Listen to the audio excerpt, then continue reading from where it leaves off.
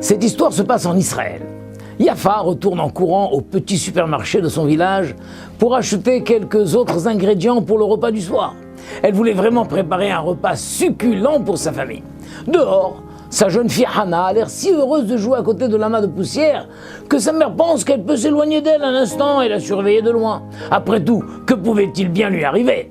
Une minute plus tard, Yafa sort du magasin et dit « Allez Hana, on y va !» Mais elle réalise soudain que sa fille n'est pas là.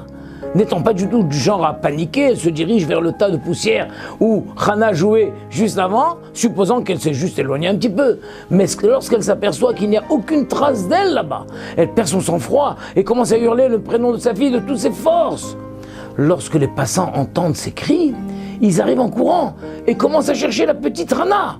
On ne tarde pas à découvrir que la jeune enfant est tombée dans un puits qui bizarrement était grand ouvert. Après quelques minutes qui ressemblent à une éternité pour Yafa, une équipe de secours arrive et remonte Hana, inconsciente, avant de tenter d'évacuer l'eau introduite dans son corps fragile. Le cœur de Yafa bat à toute vitesse. Elle regarde la scène pleine d'inquiétude, impuissante, en pleurant doucement au maître du monde pour qu'il accorde à sa fille une seconde vie.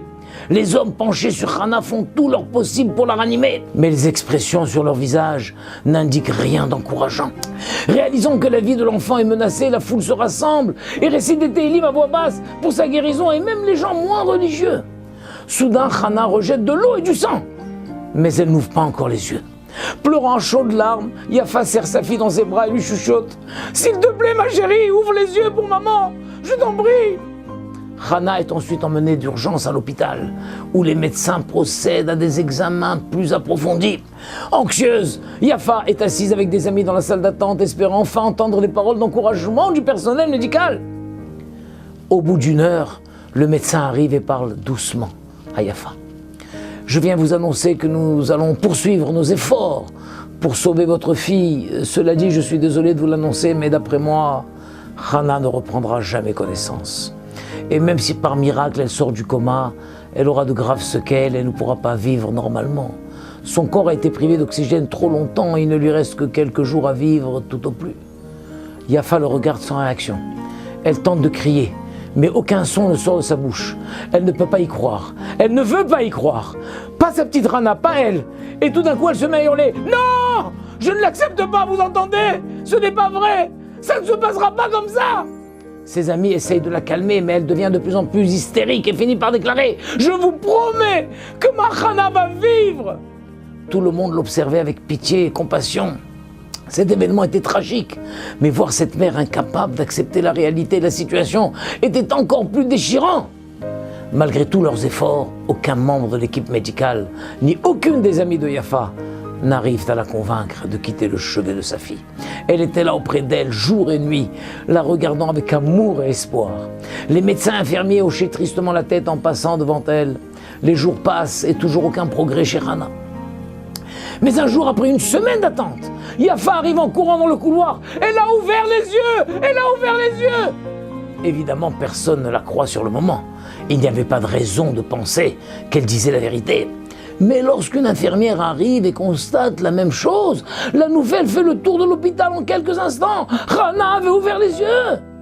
Cependant, elle n'était pas tirée d'affaire pour autant. Le médecin avait bien prévenu que son cerveau serait sérieusement atteint en cas de réveil. Selon lui, le contraire était même absolument impossible. Il savait qu'il y avait une petite chance que Hana survive, mais de là à guérir totalement, il n'y croyait pas une seule seconde. Malgré tout, Yafa semble loin d'être inquiète à cette éventualité. Elle était même presque redevenue sereine. Et peu à peu, le miracle prend forme. Jour après jour, son état de santé s'améliore sous les yeux du médecin abasourdi. Au bout d'un mois, la petite fille sort en chaise roulante de l'hôpital à la stupéfaction de toute l'équipe médicale. Ne pouvant retenir sa curiosité, l'une des infirmières demande à Yafa « Comment pouviez-vous le savoir ? Le tout premier jour, vous nous l'aviez déjà promis. Mais on pensait que le choc vous avait bouleversé et que vous refusiez d'accepter le sort de votre fille. Comment le saviez-vous » Yafa regarde le cercle qui se forme autour d'elle. Visiblement, tout le monde attendait impatiemment sa réponse. Yafa raconte alors son histoire. Tout a commencé un soir quand j'ai entendu mon mari citer un passage d'une Guémara qui raconte l'histoire de Nehunia. Cet homme creusait des citernes le long des routes pour procurer de l'eau aux voyageurs qui se rendaient à Jérusalem pour les jours de fête. Un jour, Rabbi Hanina ben Dossa avait appris que la fille de Nechounia était tombée dans un grand puits rempli d'eau, mais il a rassuré tout le monde en affirmant qu'elle allait s'en sortir sans problème. Lorsqu'on lui a demandé « Comment le saviez-vous ?», il a répondu « Je ne suis pas prophète, mais j'étais convaincu qu'Hachem n'allait pas punir cette fille par le biais d'une chose pour laquelle son père se dévoue corps et âme. Nechounia creuse des puits pour fournir de l'eau aux voyageurs. Sa fille ne pouvait donc pas mourir à cause de l'eau. » Tout le monde était captivé par le récit de Yafa. Elle termine en disant « J'ai un emploi qui ne me procure pas vraiment d'argent. Les quelques shekels que je gagne ne couvrent même pas le coût de mes frais de transport. Malgré tout, il y a un mikvé dans un village à 15 minutes de route de chez moi. Et j'y vais pour aider à entretenir les lieux. Lorsque le médecin m'a dit que ma fille était condamnée, cette histoire de la Gemara m'est revenue. Et j'ai pensé moi aussi qu'il n'y avait aucune chance qu'Hachem autorise mon enfant à mourir par l'eau, alors que je fais preuve d'un si grand sacrifice pour une mitzvah qui implique l'eau. Je savais que ce n'était pas possible.